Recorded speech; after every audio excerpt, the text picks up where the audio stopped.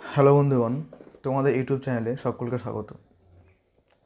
আমি তোমাদের কিছু কথা বলবো। তার আগে বলে রাখি যে যারা এই চ্যানেলে প্রথমবার আসছো বা নতুন, তারা চ্যানেলটি সাবস্ক্রাইব করে সাথে থেকো, কারণ এই চ্যানেলে আমি সমস্ত রকম চাকরির যাবতীয় পরীক্ষা, সিলেবাস, ক্রাইটেরিয়া এবং তথ্য বা আপডেট বা নিউজ খবরাখবর দিয়ে থাকি। পশ্চিমবঙ্গ এবং পশ্চিমবঙ্গের বাইরের বিভিন্ন যে টিচার ওরিয়েন্টেড এক্সামসগুলো হয়, পিএসসি ওরিয়েন্টেড, এটা একটা গেল। এছাড়াও এনভিএস, কেভিএস বা ইএমআরএস, এ সমস্ত এক্সামসের আপডেটগুলো আমি এখানে দিয়ে থাকি। এইবার আসছে মেন টপিক। সেটা হচ্ছে, আমি তোমাদের বারবার, আমি গত কালকেও ভিডিওতে হয়তো বলেছিলাম যে তোমরা যেটা দেখছো বা যেটা শুনছো, যেটুকু আপডেট পাচ্ছ, এটা হচ্ছে ঠিক হিমশৈলের মতো, আইসবার্গ থিওরি। যার 1% আমরা দেখতে পাচ্ছি সবাই, যার 99% under the water, under the mystery এখানে এসএলএসটি কেসে। তো সেই জন্যই বলছি আমি, দেখো সময় কিন্তু থেমে নেই এবং কোর্টও কিন্তু থেমে নেই। সবাই কিন্তু সবার কাজগুলো করছে এবং খুব সুষ্ঠুভাবে করছে। হয়তো আমরা প্রত্যেককে কারেন্ট আপডেট পাচ্ছি না, কোর্টের কি হচ্ছে বা না হচ্ছে। যারা পাচ্ছ তাদের ঠিক আছে, ভালো কথা। তো কথা হচ্ছে, আমি আজকে একটা আপডেট পেলাম, একদম current update regarding tainted case, যারা ঢুকে বসে আছে প্যানেলে। আমরা সবাই ফেস করেছি না, যে 11-12 ওরকম ইংলিশের জেনারেলে 70-77 cut off, 9-10 English general 70-70 cut off male. আমি তার কথা বলছি। কেন হয়েছে এগুলো আমরা সবাই জানি তো যে কেন হয়েছে।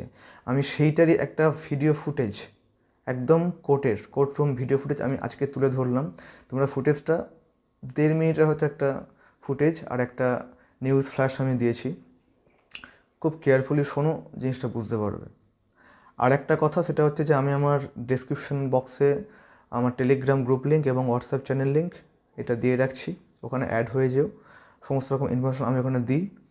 আর একটা কথা, যে যারা PSC aspirants English literature masters করেছো, তাদের জন্য একটা নতুন চ্যানেল আমি যেটা ক্রিয়েট করেছি, তার চ্যানেল লিঙ্কটা আমি দিয়ে রাখছি, সাবস্ক্রাইব করে রেখো। আমি ওইখানে কিন্তু দু একদিনের মধ্যে পিএসসির ইংলিশ লিটারেচার, গ্রামার এবং figures of speech, history of English literature আমি আপলোড করতে চলেছি।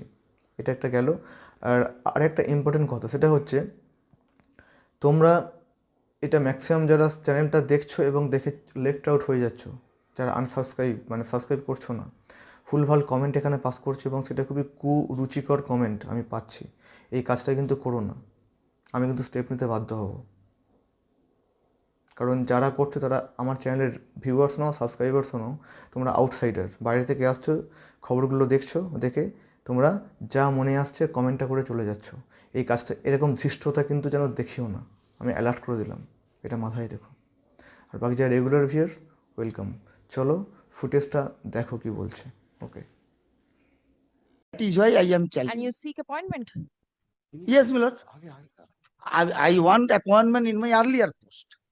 In it, despite being found to be a tainted candidate. Yes.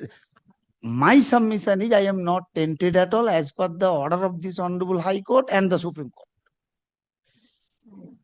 I am not at all tainted candidates because, my lord, my writ petition why is pending? Because in my writ petition I prayed. After the order is passed by the Supreme Court, does anything survive in your writ petition? Yes. What? My lord, I will be put in my earlier post. Kindly have a look into the order passed by the Supreme Court. I am claiming my right on the basis of the Supreme Court order. My claim is not in the vacuum. It based upon the order passed by the Honorable High Court as well as the Supreme Court. Well, these orders also we have brought, which is mentioned here, Malad. And my lord, the order passed by the coordinate bench, the facts were different. I don't see any difference in facts from the that has been recorded over here. I do not see. My lord, difference is, my lord, it is not reflected in the order. The difference is, my lord, factual difference is the candidates who submitted blank OMR sheet. I do not know. You have been found to be in the tainted category list. How do you get a chance to appear in the get a chance? I don't want to participate in the selection process. এটা কখনোই প্রমাণিত হলো না যে SSC দায়বদ্ধতার সাথে কাজ করছে, কারণ 31শে ডিসেম্বর পর্যন্ত তারা এই পুরো সিলেকশন প্রসেসটা শেষ করার কথা ছিল, তারা করতে পারেনি। সেটা আবার তারা সময়সীমা বাড়ানোর জন্য সুপ্রিম কোর্টের কাছে আবেদন করেছে, কারণ সময়সীমা সত্যি কথা না বাড়ালে প্রচুর ফ্রেশার ক্যান্ডিডেট বা প্রচুর জেনুইন ক্যান্ডিডেট তাদের সমস্যা হচ্ছে 31শে আগস্ট পর্যন্ত এটা সুপ্রিম কোর্ট সময়সীমাটাকে বাড়িয়ে দিয়েছে। এখন আমরা যেটা নিয়ে লড়াই করছি সেটা হচ্ছিল যারা টেন্টেড ক্যান্ডিডেট, আমরা এখনো বলছি যে টেন্টেড ক্যান্ডিডেটদের অনেক অংশই এই সিলেকশন প্রসেসে তারা সুযোগ পেয়েছে, যাদেরকে সরানোটার জন্যই আমাদের এই লড়াইটা চলছে। ধন্যবাদ বিক্রম।